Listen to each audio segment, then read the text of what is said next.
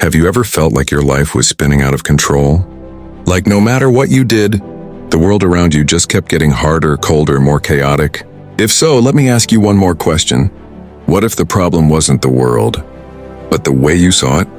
Hey there, welcome to the channel. If you're tired of feeling powerless, if you're searching for clarity, peace, and a way to take back control, not just of your mind, but of your life, then this video is for you. Trust me, what we're about to explore can change not only how you see the world, but how love finds its way into your life. So go ahead, hit that subscribe button, like the video, and stay with me until the end, because what you learn here might just be the key to emotional freedom. Let's dive in. Number 1. The day everything fell apart. Let me tell you a story about a man named Adil. Adil had what you'd call a picture-perfect life. A good job, a growing relationship, solid friends. But then, like a string of dominoes, everything started to collapse. First, his company laid him off during a sudden downsizing. Just 2 weeks later, his girlfriend left him, saying she needed to find herself.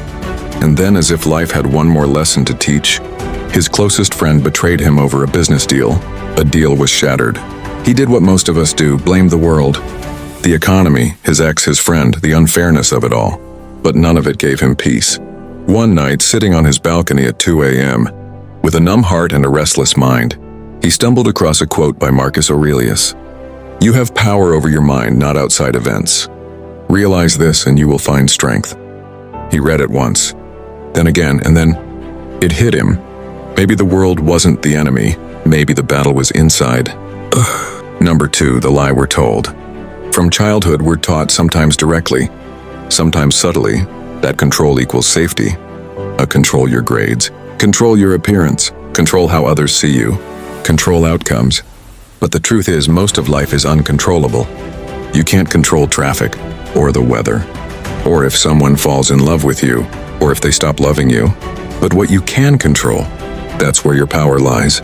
You can control your reaction, your interpretation, your mind.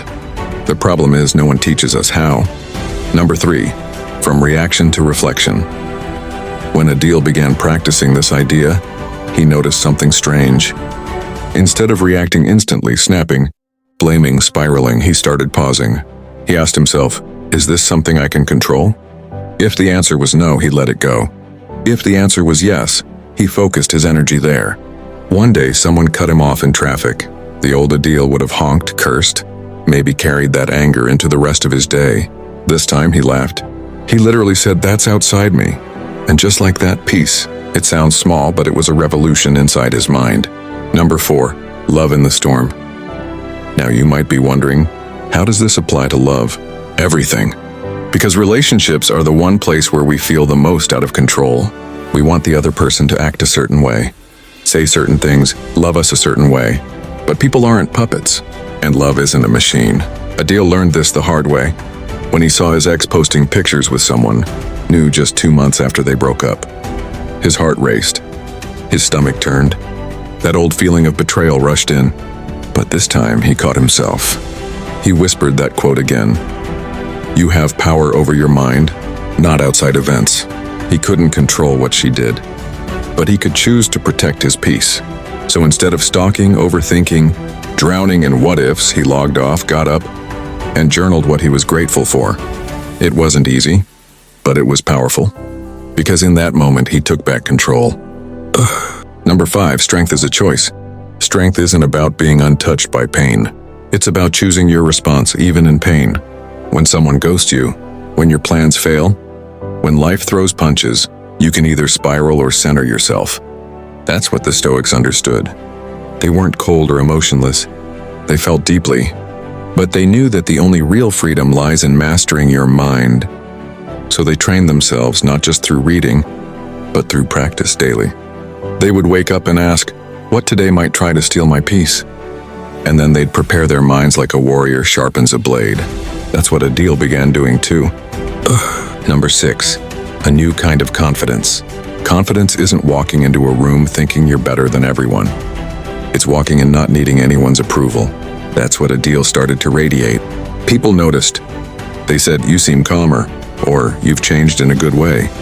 And perhaps most surprising of all, love found its way back to him. But this time it was different. It wasn't needy. It wasn't desperate. It was grounded, because he no longer needed someone to complete him. He was already whole. Number 7, how you can practice this power. Let's bring this to you now, because this isn't just a deal story. It can be yours. Here are 3 ways you can begin stepping into your power today. Of course, the control filter. Whenever something upsets you, ask, is this within my control? If yes, act. If no, release. Don't spend energy where you have no influence. Do mind training. Start each day with 5 minutes of reflection. Ask yourself, what might challenge me today? How will I choose to respond? This prepares your brain to respond, not react. For emotional ownership. If someone says or does something that triggers you, remember, they may have sparked the emotion, but you hold the fuel. You can choose to add fire or put it out. The power has always been yours. Number 8, real strength in modern times. We live in a world that tells us to chase, hustle, argue, fight for control. But the strongest people are often the quietest, not because they have nothing to say, but because they've already won the battle inside. They've chosen peace over proving themselves, grace over control, presence over perfection. You can be that person. In fact, deep down you already are.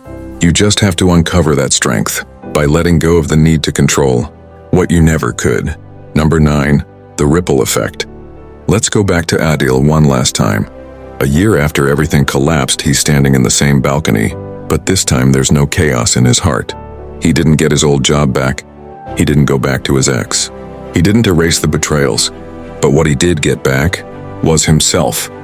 He smiles now, not because life is perfect, but because he is present.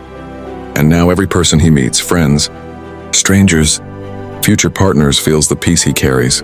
Because that's what happens when you master your mind. It spills out of you and touches everyone you love. Number 10, your turning point. So here we are. You've heard the quote. You've heard the story. But now it's your choice. You can keep chasing the world, trying to fix, change, control. Or you can start looking inward. Train your mind. Sharpen your awareness. Hold your power. Because once you realize the truth, that you have power over your mind, not outside events, you don't just find strength. You become unshakable. And from that place, love comes. Peace stays. Life changes. With that said, thanks for watching. And until next time,